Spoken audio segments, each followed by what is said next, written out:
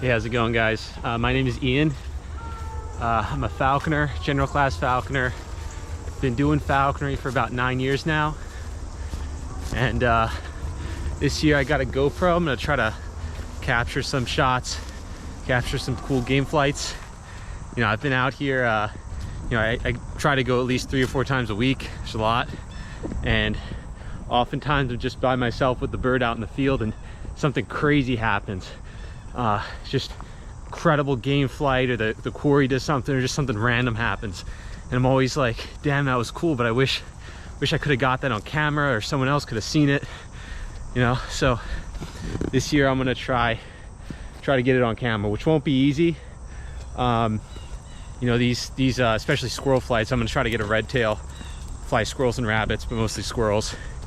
Some of the flights can be really hard to see, just even with your eyes, because you're never sure where the chase is gonna take the bird in the quarry. And so you know, it'll be tough, but hopefully I could get some pretty cool shots.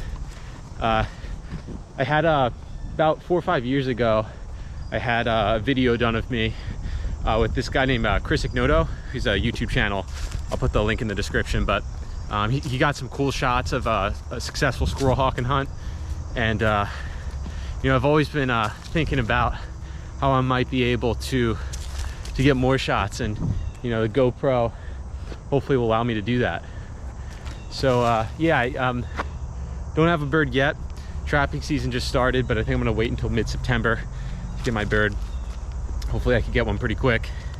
I'm going for like a female red tail. For those of you who aren't falconers, what we do typically, most North American falconers do, is they trap what's called a passage bird. So it's a bird that it's migrating in its first year, and it's a good time to take them because they're already hunting. They already sort of know what they're doing in terms of surviving, and that they're a hawk and such, but you know, they could still sort of learn to cooperate with the falconer. So I'll be trying to get immature female because they're bigger, they can handle squirrels a little bit better. At least that's the conventional wisdom behind it. And yeah, and I mean, I'm going to be going after squirrels for a couple reasons. Just because where I'm at in the Northeast, there's a lot more squirrels than rabbits. The squirrels are just, I think, better at not getting eaten by predators. You know, they have that sort of three-dimensional aspect to them. They're a little bit harder to catch, you know, related point with the hawk. But some of the chases, you just can't rival them. I would say it's a pinnacle of falconry. I'll have to see. I haven't seen many falcons fly, you know, being in the Northeast, but I mean, squirrel hawking with a red tail, I mean, it's hard to beat that. And yeah, I mean, I'm excited for this season. Been putting in a lot of work. Got the muse built, got the equipment made. Now it's just the hard part of waiting for a few more weeks. You know, I don't want to get a bird too early because, as you can see, it's, you know, ground is still, you know, there's a lot of green still out there. Everything's kind of thick, and plus the squirrels are still up in the trees. But yeah, so a couple more weeks I think would be a good time to trap the bird. I found that mid-September is when you see a lot of red tails still in the area, and then as the season gets a little later, I think a lot of the residents start moving and migrating. So hopefully I'll get one soon. So I'm not sure what kind of viewers I'm gonna get on this channel, but if you're new to falconry, if it's a sort of a new concept to you, I'll just give like a quick little synopsis of why it's you know, very well respected in terms of environmental circles, and you know, people generally look at falconers in a positive light, which is great. You know, part of that is because falconers are very involved in conservation. You know, the most famous example of that is the peregrine fund, where, you know, a lot of raptors were going extinct pretty much because of DDT, which was a pesticide that was sprayed on a bunch of crops and was causing the eggs of birds of prey to become brittle and break, so that, you know, none of the offspring survived.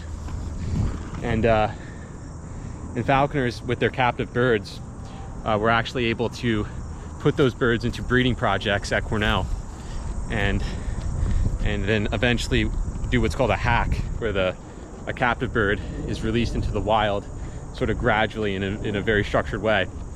And now, you know, a lot of those birds that are released, the peregrines, have given rise to a pretty healthy population nowadays. So falconers are definitely involved in conservation. And then just on an individual level, the bird that I'll get, an immature red tail, has about like a 70 or 80% mortality rate in its first year in the wild. And when I take it in, it's guaranteed food every single day. It won't go hungry. Going through its first winter, which is the toughest time for birds of prey, it'll you know, it'll be in good hands. And you know, come spring, or maybe I'll keep it for another year, but you know, come spring or the next spring or the next spring after that, I'll release the bird back into the wild. You know, it still knows it's a hawk. It's not imprinted on me, so it'll still breed, and it'll go out into the wild a lot more muscular and experienced. And so on an individual level, the hawk benefits. That's another cool thing about falconry. A little bit about my philosophy behind falconry. You know, I think falconry is great because it makes you really have your stuff together. You know, if you're going to try to have success, you need to plan for everything that will go wrong, because it will go wrong when you have a bird. So it really is a challenge to just try to proactively problem solve things. And it's great. I mean, you could keep on adding complexity to it. You know, it's hard enough to just have a bird. Well, you know, before I was a falconer, I couldn't believe that you could let a hawk go and that it would come back. And you know, once you start getting into falconry, you realize that that's actually very feasible. And then the next thing that you want to do is you want to have the bird and not just have it come back, but have it catch something and have it follow. And then you can introduce a flushing dog. So there's just so much complexity that you could put into it, so many moving parts. But when you can kind of get it all working, kind of have it all those moving parts sort of working together, perfect cooperation, then it's a thing of beauty. So you know, I'm not going to be running a dog very much. I might a couple times. Dog's a little older at this point, but I will be having the bird. And yeah, I'm hoping for a good season. There seems like a lot of good hunting areas around here. So what I'm doing now, I'm scouting out a little bit before the season. It's really important that you get a lot of good hunting spots, because one of the most important things is putting game in front of your bird. You know, you don't just want a pet, you want a hunting partner. So a lot of falconers think that catching the maximum amount of game is the sort of end goal of falconry. And you know, definitely catching game on a consistent basis is a super important part. I mean, falconry is the catching of wild game in its natural habitat by means of a trained hawk or raptor or whatever. But I think, you know, there's something that's a little unsatisfying when you're in the field and you see a person who's kind of hunting like that, just trying to catch as much game as possible.